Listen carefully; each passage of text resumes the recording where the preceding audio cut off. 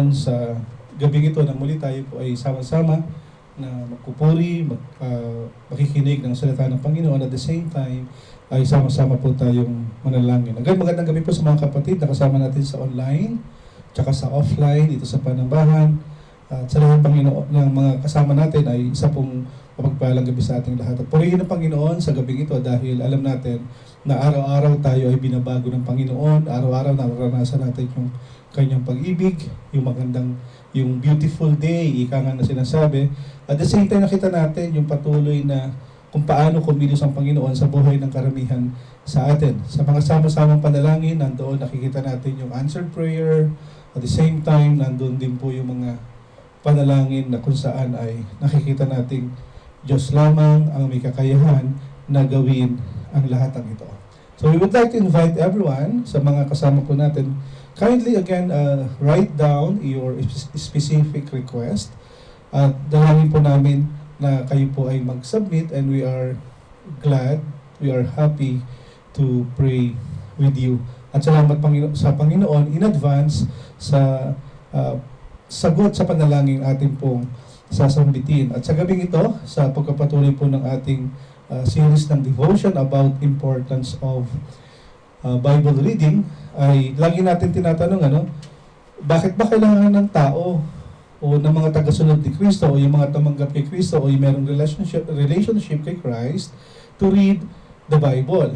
At hindi naman po kayo ay nag-iisa na nagtatanong ng ganito. At maraming mga pagkakataon na sinasabi natin, hindi ko nga alam kung saan ako magsisimula. At para namang lumana yung libro, para basahin ko siya. Tandaan po natin na kahit saan tayo naroon ngayon, at kung ano po yung kalagayan natin sa buhay, lahat tayo ay nangangailangan at umaasa ng tulong na mula sa Diyos. Tayo man din ay patuloy na umunlad o lumago sa ating pong buhay espiritual. At sa pagbabasa po ng Biblia, ay dito po natin makikita kung gaano ito kahalaga at kung paano ito may kakayahang i-guide tayo sa tulong ng Banal na Espiritu dahil naririto po ang salita ng Panginoon. So yung tanong, why do people read the Bible? Alam natin na ang pagbasa ng Biblia ay natutunan natin ito kung sino ba talaga ang Diyos sa ating buhay. Ito makikita natin yung sa Biblia, sa salita ng Diyos, it contains yung message niya about life, sa next slide, about relationship, sa work, at sa lahat nga po ay patuloy na kadalasan ay nagbibigay sa atin to ng kahulugan ng buhay. At sa pagbabasa po natin ng Biblia, ay dito natin makikita yung mga pagkakataon ang Diyos ay nakipag-interact sa mga tao. Dito natin makikita that really God cares for humanity. Also, while we are reading the Bible, pinapaliwanag din dito kung paano tayo dapat magkaroon ng isang personal na relasyon sa ating Diyos. At alam natin sa Biblia, nandito yung karunungan, yung katotohanan, yung pag-asa sa lahat. Kaya nga po, hindi mo kailangan maging Kristiyano na tinatawag para mag-benefit po sa pagbabasa ng Biblia. Ginawa ito ng Panginoon na maging simple, at the same time, ay anybody can read His Word. So gaano ito ka-importante? Why should I read the Bible? Ang sabi dito, the Bible has the power to make a direct impact on your life today. Sa mga matagal ng mananampalataya, kung ngayon ay parang nawawalang sigla tayo, tandaan natin kung paano tayo binago ng Panginoon, kung paano tayo kinatagpo ng Panginoon. Alam natin merong malaking impact ito sa buhay natin.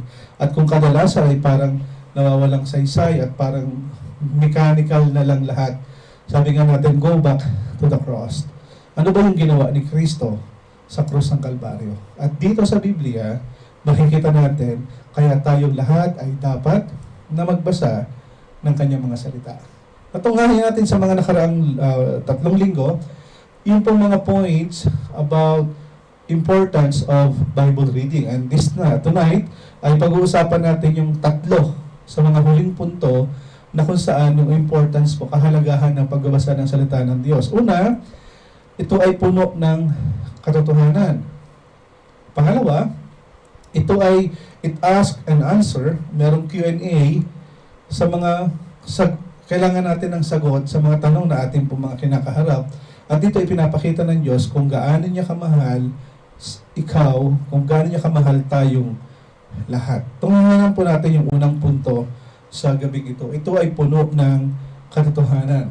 Ang sabi sa Biblia, doon sa John 17:17, sanctify them by the truth, your word is truth. Dito pinakita ng Diyos, as Jesus continued to pray for the apostles, doon sa 17:6, dito ay extension ito sa mga mananampalataya naman. Ito yung mga taong merong personal na relasyon sa Diyos. Sabi doon, sanctify them by the truth, your word is truth. Alam natin, pag narinig natin yung sanctify o yung sanctification, ang ibig sabihin nun ay hagiazo. Ang ibig sabihin nun sa Ingles ay saint or yung tinatawag nating set apart.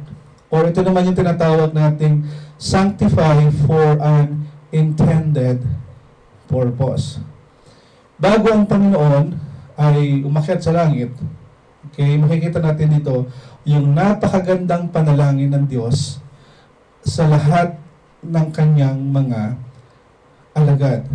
Yung pagkakataon na kung saan ang Diyos ay ipapako na doon sa krus, doon sa bundok ng Golgota, kung saan ang pagkakataon na si Jesus ay nalalangin para sa kanyang mga disipulo, dito niya ipinakita na sobrang mahal niya ang kanyang mga lingkod. At dito naman ipinakita at pinalangin ng Diyos at binibilin sa ating lahat that let us sanctify ourselves. Set apart tayo. Tayo po ay merong espesyal o purpose sa Panginoon na kung saan kaya niya tayo tinangkilik, minahal dahil gusto ng Panginoon na tayong lahat ay para sa Kanya lamang. Jesus is praying for you and for me. At ang panalangin ng Diyos is tayo man din ay patuloy na manghawakan sa katotohanan ng salita ng Panginoon. Sinabi niya rin doon sa John 8:31-32, if you hold to my teaching, you are my disciples. Then you will know the truth, and the truth will set you free. Ang sabi doon, if you hold to my teachings, you are my disciple. Dito ay pinapakita ng Panginoon na ang Diyos mismo ang nagsabi na tayong lahat ay manghawakan sa katuruan ng Panginoon. At kung tayo po ay manghahawakan, susundin, magsasubmit sa salita ng Panginoon, ang sabi doon, ngayon, ikayo nga ay aking mga alagad. Pero maraming pagkakataon sa panahon ni Jesus, even yung crowd, even yung mga Pharisee, okay, ay lahat naman sila ay sumunod lamang sa Panginoon sa bibig lamang. Tinasabi na lang sila ay tagasunod, pero hindi naman talaga ito nakikita sa kanilang buhay. Dito pinapakita ng Diyos na ang isa sa isang karakter ng Diyos, siya ay Diyos ng katotohanan. Kaya nga sa pagkakataong ito ay pakikita natin ng Diyos mismo ang nagsabi that He will show the way because He is the truth. At paano natin ito makikita? Sa pagbabasa po ng kanyang mga salita ay ipapahayag ito sa atin ng Panginoon. Okay? Dahil ang kanyang salita ay katotohanan at ang Diyos ay totoo, therefore, sa lahat ng ating mababasa sa Biblia, kapag Diyos po ang may sabi, ito po ay totoo at may katotohanan. Pangalawa, it asks and answer big questions. Ang sabi doon sa Psalm chapter 10, verse 1, why, Lord, do you stand far off? Why do you hide yourself in times of trouble? Katulad po ni Haring David, siya rin ay nagtatanong. Katulad din ng maraming mananampalataya sa ngayon, ay sinasabi natin, Panginoon, bakit? Panginoon, nasaan ka? Panginoon, bakit hindi ka kumikilos sa aming kalagayan? Natutulog ka ba?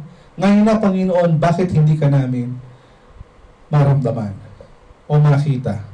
Napakadali pong magpuri sa Panginoon kapag ka marami kang blessing, may mga natatanggap kang pagkapala, monetary man yan, o mga promotion, o ano man yung makikita mo na parang pagka alam mong may malaking pakinabang sa'yo, sasabihin mo, praise the Lord. It's so easy to say praise the Lord kapag ka walang problema o pagsubok. Pero kapag ito na ang pagkakataong tayo man din ay dadaan sa lahat ng pagsubok ng buhay, dito ipinapakita at marami ang nagtatanong, bakit Panginoon? Di ba? Katulad po sa mga nasusulat sa Biblia na may mga pagkakataon we felt yung conflict at yung doubt. Sa Biblia man din po at sa maraming tauhan ng Biblia ay marami po mga lingkod ng Diyos ang nagdududa. At the same time ay parang katulad din po natin. We are lost at minsan ay parang ayaw na nating magpatuloy sa Panginoon. Dahil nga po sa ating pong sa ating pong mga maikling pag-iisip at sa ating pong maikling pananaw, dito natin makikita na mas totoo talaga kapag ang Diyos ang nagsalita. And through His Word, makikita po natin that really everyone, I feel free to tell Him that we are confused. Isa sinasabi natin sa Panginoon, nagagalit ako sa iyo o nagagalit ako sa ibang tao. Dito pinapakita natin yung ating pong tunay na kalagayan sa Diyos. At sa maraming mga malalaking tanong sa ating buhay, hindi po ito kayang sagutin ng social media. At sa maraming pagkakataon na parang tayo ay naghahanap ng sagot, hindi rin po ito kayang sagutin ni Kumari at ni Kumpare. Makakasagot at merong isang tiyak na sagot sa lahat ng ating mga katanungan sa buhay, lalo na kung tayo po ay dumaraan sa maraming pagkakataong pagsubok, circumstances, challenges, temptation, sa lahat po ng pagkakataon, we can find the answer to our question, syempre po, sa salita ng Panginoon. I would like to encourage everyone, sa mga hindi pa nakakabasa o nabasa na, isa po sa pagkakataon makikita natin sa buhay ni Joseph. Kindly read Genesis chapter 37 to 50. Dito natin makikita kung paano ang Diyos ay kumilos sa gitna ng sobrang sakit ng buhay na pinagdaanan ni Joseph, si Joseph the Dreamer. Matutunghayan natin sa kwento doon sa Genesis 37 to 50 kung paano niligtas ng Panginoon si Joseph sa kabila ng sobrang pait at sakit ng buhay. At pangatlo po, sa pangwakas, ipinapakita rito how much God loves you. Tatanong naman natin sa sarili natin kung gaano tayo kamahal ng Panginoon. Sabi sa Biblia, sa 1 John 4:7 to 8, Dear friends, let us love one another, for love comes from God. Everyone who loves has been born of God and knows God. Whoever does not love does not know God, because God is love. Makikita natin dito yung ginuhitan ko po, love one another's. Tayong mga mananampalataya, tayong mga lingkod ng Diyos, tayong mga naniniwala kay Jesus. Ang sabi doon ay, ang unang utos ay love one another. This will reflect yung kautusan mismo ni Jesus. At dito ipinapakita na kung gaano ipinakita ni Jesus sa kanyang buhay, kung gaano niya kamahal ang mga tao. And even yung napakalapit sa puso ng Panginoon, minahal niya ito kahit sila ay ikinatwa si Jesus, binitray, kahit na sinabing hindi siya kakilala, at sa panahon na sila ay kailangan ng Panginoon, sila man din ay nawalang parang bula. Makikita sabi doon, love one another. Bakit natin dapat, o bakit tayo dapat magmahalan? Ang sabi doon, because love comes from God. Love is from God. Yung pong isang abilidad na kung saan tayong lahat ay magmamahal sa ating kapwa ay napakahirap kung sa atin lamang sarili.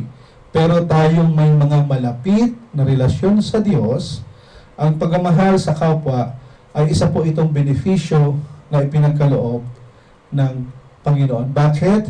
Because, sabi doon, ang isang taong totoong nagmamahal sa Diyos, sinasabi natin, I love Jesus, sabi doon, been born of God and knows God. Marami sa atin, sa mga pagkakataon, ang sabi ng Panginoon ay expected po sa kanyang mga tagasunod, yung tinatawag na mapagmahal. At may mga pagkakataon na sabing mahal natin ang Diyos. Bakit natin mahal ang Diyos at ating kapwa? Because we know God. At tayo po mga tagasunod ni Jesus, paano natin makikita o paano natin maipapakita ang pagmamahal sa Diyos? Sa pamamagitan ng pagmamahal natin sa Kanyang nilalang. Mahal tayo ng Diyos. At the same time, pinapakita ng Diyos na sa kabila ng struggle, kahit ayaw natin yung pakiramdam na ganito, tandaan natin ang katotohanan, God is love. Paano mo na-experience ang pagmamahal ng Panginoon? Kung na-feel mo talaga ang pagmamahal ng Diyos, therefore, loving one another or love others ay hindi naman po talaga mahirap. Sabi nga, kung ang Diyos ay minahal ako, bakit hindi ko kayang mahalin ang iba? Kung ang Diyos ay pinatawad ako sa kabila ng aking kasalanan, bakit hindi ko man kayang patawarin ang iba? Sa Biblia, ay meron pong 300 verses about love. At dito natin makikita na ang pagmamahal sa Diyos at pagmamahal sa kapwa. Ang pagmamahal sa Diyos, ang ating pong pakikitungo sa ating kapwa, ang siyang bunga ng pagmamahal natin sa Diyos. Dahil alam natin at kilala natin ang Diyos. Maraming pagkakataon, alam ng Diyos na tayong lahat ay may mga pagkakataong we are not motivated to read the Bible. Parang ayaw natin talaga nito. Nakakaantok pag sa gabi, no? Human as we are, ang sabi nga, yung kagustuhan natin ay taliwas sa kagustuhan ng Diyos. At maraming pagkakataon, sabi nga, let us remind ourselves yung value, yung kahalagahan po ng pagbabasa ng Biblia. Maraming pangako ang Panginoon that we can write down, make a note, post it, share it, di ba? Read it out loud, dahil dito natin makikita yung affirmation as we continue to say it, to meditate, to proclaim it. Sabi nga, dito natin makikita that yung mind natin ay unti-unting umaayon po sa isip ng Panginoon. Why not set aside at least 15 minutes a day to read the Bible? At sa mga taga-Potter's House of Arabia, alam nyo to, we are posting at least 3 chapter per day. I hope lahat tayo ay nakakasunod. At the same time, sabi nga, minahal tayo ng Diyos, nalikha tayo ng Panginoon upang sa ating pong paglago, sa ating relasyon sa Kanya, makita natin ang tunay na kahulugan at ang tunay na ang ibig sabihin ng buhay na ganap at kasaya-saya. Tandaan natin, sa pagbabasa ng Biblia, ito ay puno ng katotohanan. It asks answer big question, and it reveals how much God loves us.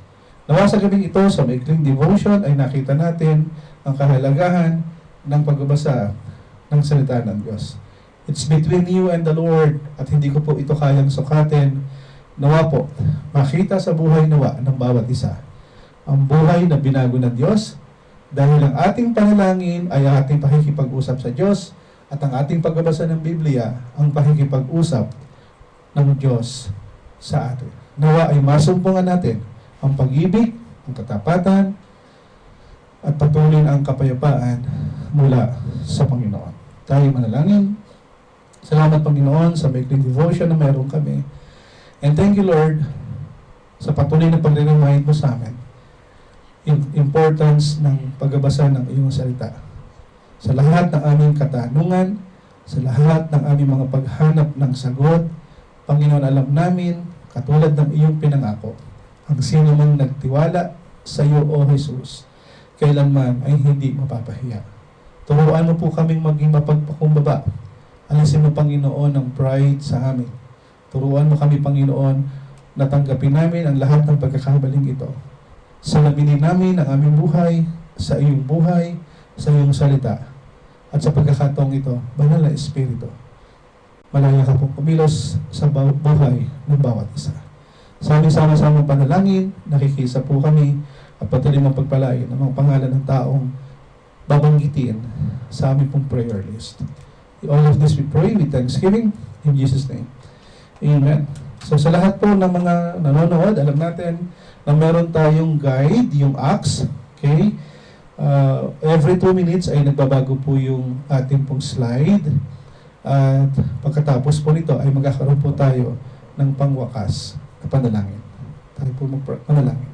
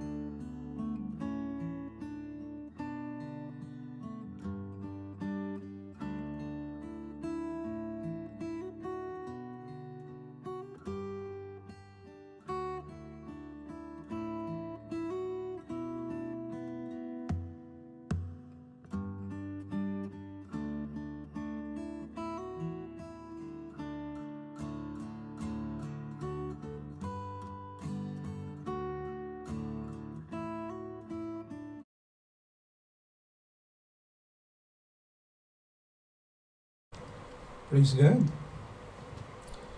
Purihin ng Panginoon. Bago po tayo magwakas sa panalangin, again, maraming salamat sa mga kapatid na kasama natin sa Zoom at sa ating pong Facebook Live.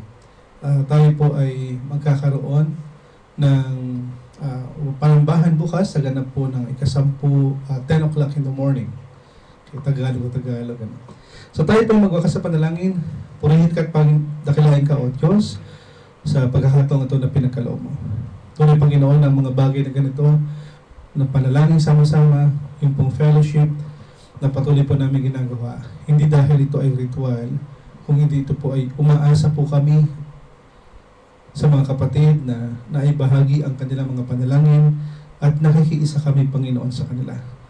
Dalangin po namin na patuloy mo po silang patnubayan, gabayan, pangunahan, at patuloy, Panginoon, na hipuin po ang kanilang buhay. Alam namin ito po ay hindi po mahirap sa iyo. Sa iyong panahon, sa iyong kalooban, na patuloy nga po na sa gitna ng lahat ng pagsubok na ito. Dalangin po namin na ang mga kapatid namin ito'y matutunan na ikaw lamang, O Diyos, ang kanilang kailangan at sa iyo lamang matatagpuan ang kanilang mga katanungan sa buhay. Samahan at papalain mo po sila sa mga kapatid namin na naka-join sa gabi ito sa panambahan, sa Facebook, sa YouTube, sa Zoom. Dalangin po namin na pagpalain. Tingnan po sila kung ano man ang kanilang ginagawa ngayon. Sa mga hindi po namin nakasama, minsan pa, Panginoon, ang iyong patuloy na paghipo at pagkausapin mo po sila, Panginoon. At patuloy na turuan at samahan sila sa lahat ng kanilang ginagawa. Tinatagubilin po namin sa iyo ang aming gawain bukas. Minsan pa, ikaw po ang malayang kumilos sa aming kalagitnaan at patuloy kang magdala ng kaluluwa sa iyong paanan. Sa iyo po ang lahat ng papulit para salamat. Ito po ang aming dalangin sa pangalan ng Jesus. Amen. God bless everyone. Maraming salamat po.